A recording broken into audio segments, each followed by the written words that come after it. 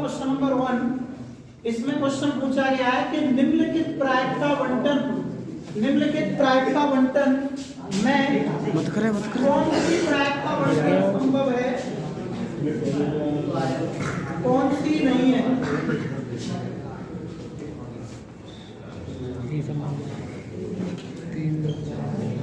इनमें कौन सी प्रायिकता बंटन संभव है और कौन सी नहीं है, कारण भी बताना है।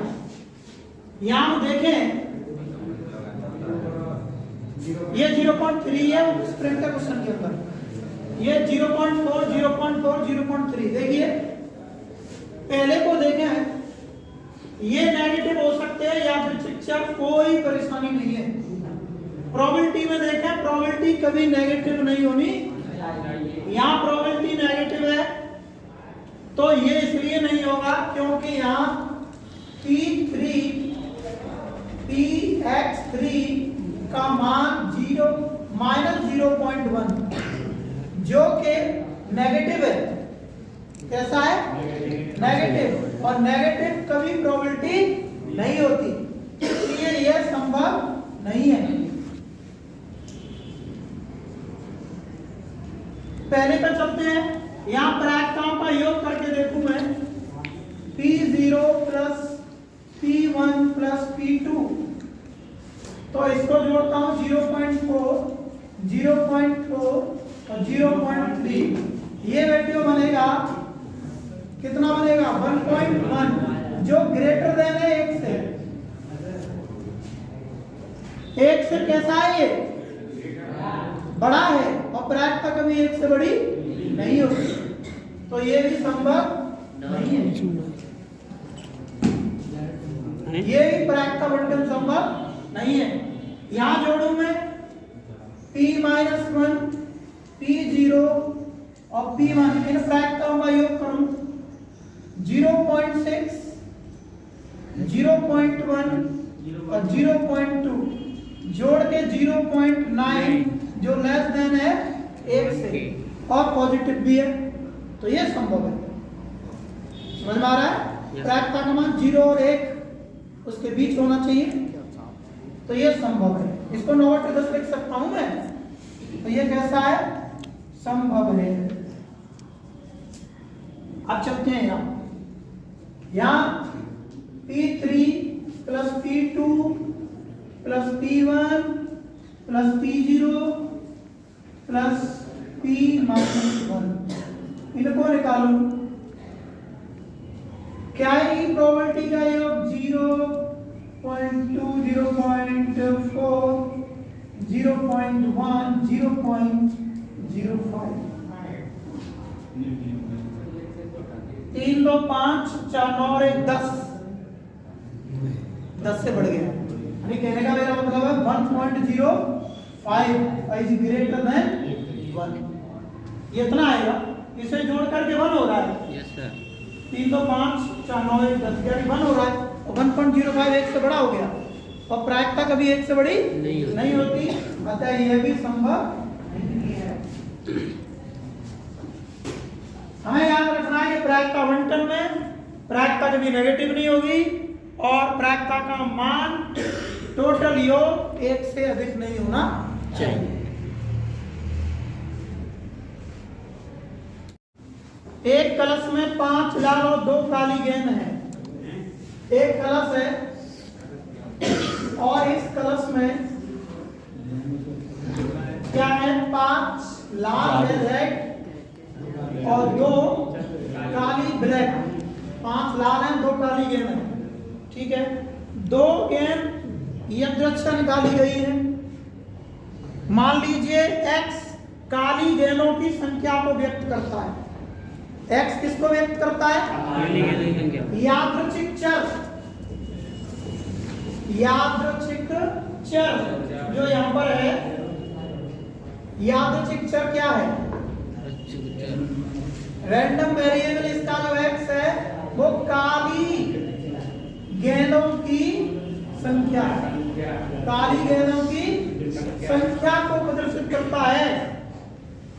तो x के संभावित मान क्या हैं? क्या x यादृच्छिक चर है? तो देखिए कितनी गेंद निकाली जाती है? 2 निकाली गई गेंदें कितनी है? 2 है। और अधिकतम संख्या कितनी हो गई? 2 है। जब 2 गेंद निकाली जाएंगी तो उसमें दोनों काली आए, ऐसा संभव है क्या? अरे भाई, इसमें से 2 गेंद निकालूं, जरूरी है कि दोनों काली आए? नहीं है। जब दोनों काली नहीं होगी, दोनों काली न हो, तो उसके लिए x क्या होगा? 0। जब एक काली और एक कैसी हो? लाल हो, उसके लिए x क्या होगा? 1। जब एक काली और एक लाल हो, उसके लिए x क्या होगा? 1, क्योंकि काली में बात कर रहे हैं हम। काली गेंदों की संख्या, काली गेंदों की संख्या। जब मैंने 2 निकाली, दोनों ही लाल हो, तो वहां काली नहीं है एक भी, तो x बराबर 0। जब मैंने 2 निकाली, उसमें एक लाल एक काली हो, तो काली कितनी है? 1, तो x बराबर 1। यह दोनों गेंद काली हो, तो उसके लिए x क्या होगा? 2। तो यही निकालना था। यादृच्छिक चर x का क्या मान होगा? 0, 1, 2।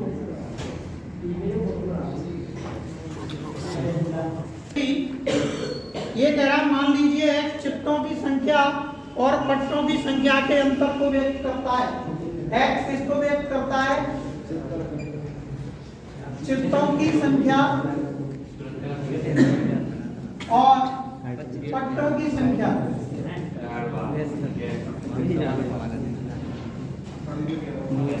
इनके अंतर को, अंतर का मतलब जो ज्यादा होगा उसमें से कम घटा दिया जाएगा।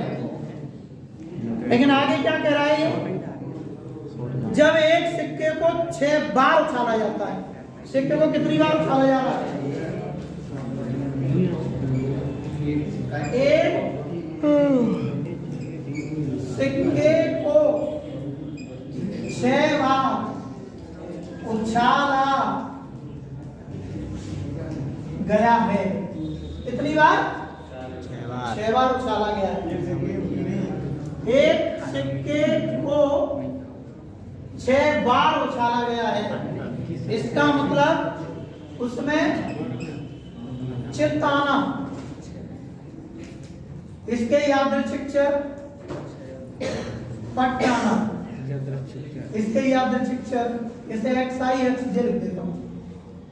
ये बताओ, 6 बार उछाला जाएगा तो जरूरी है कि 6 के 6 पर चित्त ही आए, 6 के 6 पर पट्ट भी आ सकता है। तो इसका मतलब जब यहाँ 0 हो सकता है तो यहाँ 6 होगा।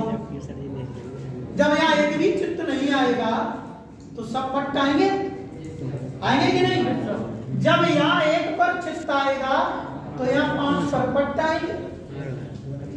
बात सुनो, अरे जब 1 चित्त होगा तो 5 पट्ट नहीं होंगे, और जब 2 चित्त होगा तो 3 4 पट्ट होंगे, और जब 3 चित्त तो 3 पट्ट, और जब 4 चित्त तो 2 पट्ट, और 5 चित्त तो 1 पट्ट, और जब 6 चित्त तो 0। अब इनका अंतर यादृच्छिक चर x, इसमें से ये घटाओ, 6 - 0 यानी 0, 5 - 1 यानी 4, 2 - 2 यानी 2, 3 - 3 0, ये 2, ये 4, ये 6। तो कुल मिलाकर के अतः अपना x क्या है? 0, 2, 4, 6।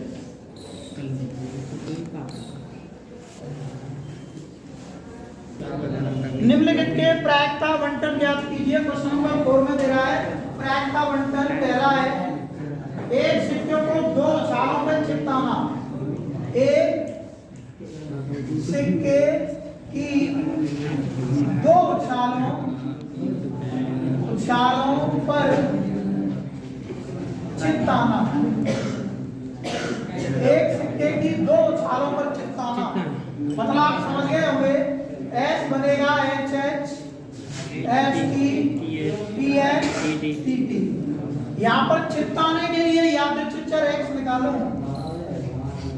तो इसमें ऐसी भी घटना है जिसमें एक भी चित्त नहीं है, तो इसके लिए यादृच्छिक क्या होगा? 0। किसके लिए है ये? टी के लिए। x बराबर 1 किसके लिए है? एच टी व टी के लिए, टी एच के लिए, क्योंकि इसमें एक है। x बराबर 2 किसके लिए है? एच, दोनों है। फर्स्ट हो गया। सेकंड क्या है? 3 सिक्कों को एक साथ उछाला जाए, पट्टों की संख्या 3 सिक्कों को एक बार उछाला जाए और पट्टों की, आप समझ गए? अधिकतम पट्ट कितनी होगी? यहाँ 3। अधिकतम पट्ट कितनी पड़ेंगे? 3। और 3 चित्त वाले का मतलब वहां 0। तो यहाँ भी यादृच्छिक क्या आएंगे? 0 1 2। जब एक भी पट्ट ना हो, तीनों चित्त हो। जब एक पट्ट हो, जब दोनों पट्ट हो, जब तीनों पर पट्ट हो। समझ गए? थ्योरी में सब दिखा दिया तुमने। थर्ड पार्ट, एक सिक्के की 4 उछाल पर चित्तों की संख्या। एक सिक्के की 4 उछालों पर चित्तों की संख्या। जब 4 बार उछालेंगे और चित्त नोट करेंगे तो x बराबर 0 कब होगा? जब चारों पर पट्ट होगा। समझ गए कि नहीं? x बराबर 1 कब होगा? जब एक पर चित्त होगा, 3 पर। ऐसी कई घटनाएं बनेंगी, मतलब आप चित्त सिर्फ एक ही होगी। x बराबर 2 कब होगा? जब 2 पर चित्त होगा, 2 पर पट्ट होगा। ऐसी कई घटनाएं बनेंगी। x बराबर 3 कब होगा? जब 3 पर चित्त होगा, 1 पर पट्ट होगा। ऐसी घटनाएं कई बनेंगी। x बराबर 4 कब होगा? जब चारों के चारों चित्त होंगे। ऐसी घटना एक ही बनेगी।